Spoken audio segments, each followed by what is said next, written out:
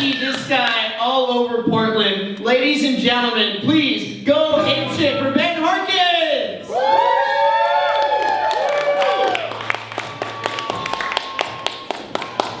Hey, how's it going, everybody? How we feeling tonight? Yeah, this is cool. Yeah, if you take a shower before they eat your ass, it doesn't taste like anything. It's just texture at that point. It's fine. I just wanted to get that out of the way. There was like 3 in a row, and it was 2 in a row, and you gotta tie that little bow up. That's a rule in comedy. Here we are. This is great. Hey, you guys ever watch that show Family Guy? I think there's, oh man, I'm a big fan of that show Family Guy. That one character really stuck with me, you know, what's his name, Quacker, he's like, giggity. Okay, that was a dare for them, sorry guys. We were talking about it downstairs and they couldn't believe it. They couldn't believe it. I was practicing this thing, and I was just like, yeah, I'll get it done. I'll get it done. And look at that, killing it over there in the back of the room. That's called playing in the back of the room, and it doesn't work for comedy. It's a dumb thing to do. Man, it's crazy. I went to go see like a movie the other day, and I got to like the movie like way too early. I ended up just fucking around in the Dollar Tree for like an hour. You guys ever like fuck around with the Dollar Tree? Okay, I got it. I feel like I'm cutting you guys in half here. Just mixing up these cookies here. Who doesn't like it? Who doesn't? The Dollar Tree. I feel like you should always go to the Dollar Tree before you go to a movie, because if you go to a movie theater and you spend like $12 on snacks, that's just like popcorn and a drink. But if you go to the Dollar Tree and you spend $12 on snacks, like you gotta be out of your fucking mind. Like, for one movie, that's like too much sugar. You better bring some kids with you. That's what I'm saying. Hey, they know what I'm talking about over there. Hey, keep it in. Yeah. I'm gonna get that. I'm gonna break that man open tonight. You're gonna see a man get a hernia tonight with that impersonation. I was killing down there with that. You had to be there. It was, it's crazy. Just like, what was I talking about? Yeah, the Dollar Tree. So I was in the Dollar Tree, and I love the Dollar Tree. There's something about like spending time in the Dollar Tree and just being surrounded by like a ton of cheap shit, and just like knowing that like there's not like a single person in the place who's like buying anything more expensive than me. Like it's the only place that's like that in the whole world. It's just like, wow, like you can like buy like a black mask, black gloves, a kitchen knife, a box of matches, and a Bible for the price of a cheeseburger. Like you can do some fucking damage in a single trip to the Dollar Tree. Like you could go to a Taco Bell and work there for 1 hour, take your earnings to the Dollar Tree, and get famous the wrong way. And like that option is just always available to everyone you've met in this country. You know, like bargains like that keep me awake at night, you know what I mean? I love just the fact that it's all or one beneath the Dollar Tree. It's an oasis from the competition and the bullshit, you know? Like you can just leave your shame at the door. Like nobody even bothers to cover their mouth when they cough in the Dollar Tree. Like that's how severe and disarming those bargains are. Just like, well, they have like 3 different kinds of scissors here at the Dollar Tree. Like, I wonder which one's actually worth $1. It's only one of them. Those are the rules. Giggity. I'm gonna drive this into the fucking mountain. We're having fun here. This is us just all getting to know each other. You know, we're all just experiencing the same shit right now. It's weird. It's cool. Yeah, there was like this, when I was in the Dollar Tree, there was like this teenage couple. They were just making out like really recklessly next to the batteries in the Dollar Tree. Like, they looked like they were like 15 years old, just like, you know, like kids when they make out in the mall, like what they lack in experience, it's just a lot of open mouth push. It's like compensating that. They were like really disgusting next to the batteries in the Dollar Tree. Here's the thing, like I don't think they should be doing that in that aisle of the Dollar Tree.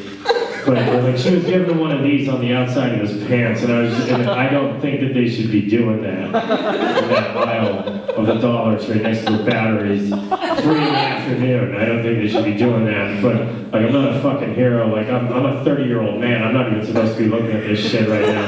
And so I just acted like I had a reason to be there, and I just took off. I was like, wow, they have 2 packs of 9 volts for $1. How's that even possible? And just get out of there. Oh man. We're definitely gonna have robots that fuck people. Have you guys like read about like the robots that fuck people? Oh yeah. Yeah, like it's on, like this is just a real thing. I've been talking about it for years. I saw the writing on the wall, but like people more important than me need to be talking about this shit like now, because like once those things are on the shelf, they don't come off of the shelf. Like these robots that fuck people, like they used to, okay, sure, like we only have like primitive, gross, shitty robots that fuck people right now, but like do you guys remember how cell phones used to be? Like it used to be like every movie in the 80s and 90s was like, who's this douchebag on his phone? What, you can't wait until you get home and spend time with your family to take your phone calls? You fucking douchebag. And that was like the whole character arc is like, wow, Dad, you really gotta stop getting on your cell phone and shit. And now everybody has a cell phone. It's just because it became more convenient, portable, essential. And that same thing's gonna happen with robots that fuck people. Like we're not just gonna have robots that fuck you, we're gonna have robots that get you. Like these things are gonna be in the cloud. They're gonna be like, hey, I saw you bought that on Amazon. Maybe you'd also like it if I like ate your ass out in the car later. It's like opening up doors that can't be closed.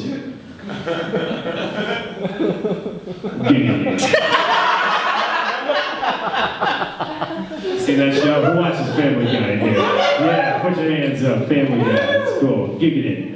Giggity. That's my favorite character. Black man. Giggity. Alright. I think I juiced that turnip. That's all gone now. What was I talking about? Oh yeah, people more important than me need to talk about these damn robots that fuck people. Like, what are the rules? Does anybody know like a rule that surrounds like robots and sex? Is there one? Does anybody know one?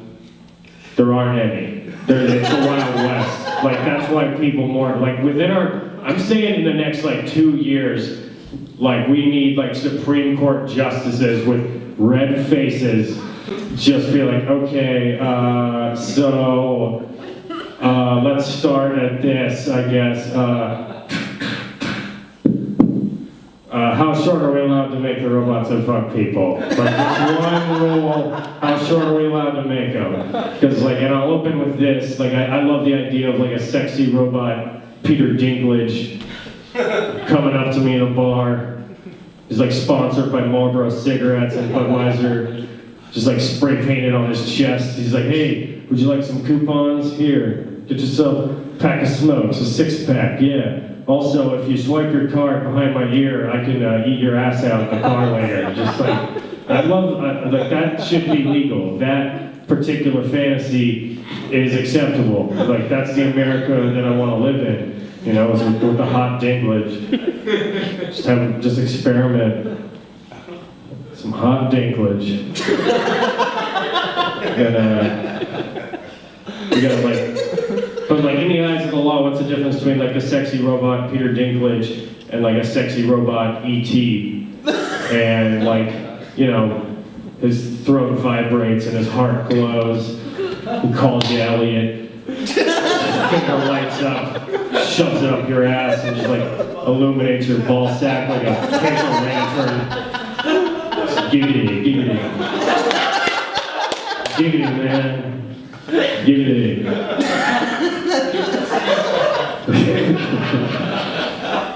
Because that should be legal too, like the ET thing, because that's funny, that's like creative, you know? I think that we should allow that on the market, but like, okay, stick with me on this. What in the eyes of the law, what's the difference between like the ET and the Dinklage, the hot Dinklage, and like a sexy robot Boy Scout who's like, he's like, hi, my name is Noah, please stop, and I can't find my parents, Wayne.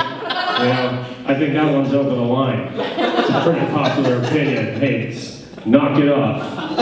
I don't want that shit in my streets, you know? Take that somewhere else. We don't need it. That's why we need one law. But, you know, the height thing, there's got to be a way to distinguish those things. I guess I never really thought about that. That's my favorite law, man, the one where you don't fuck kids. It's so bad for them, you know, like, just like, if they were like, hey, like, we got too many laws out here. It's so confusing. We get nothing done in the government. We're scrapping all the laws. We can only keep one. Ben Harkins, what should we keep? That one. Keep the one where you don't fuck kids. It's gross. It's bad for them.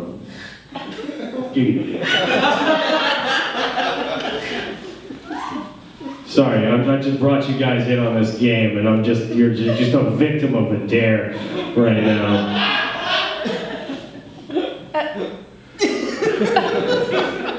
I used to date a witch.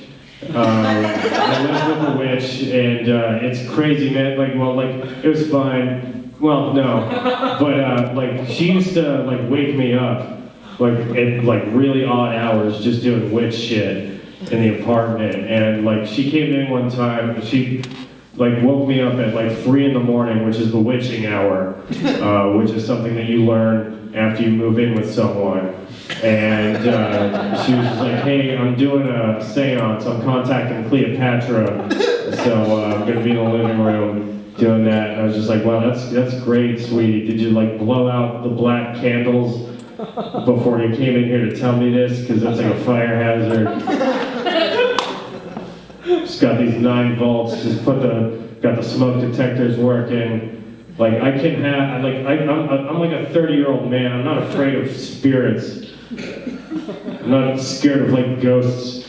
You know, like I can't have like unattended sage.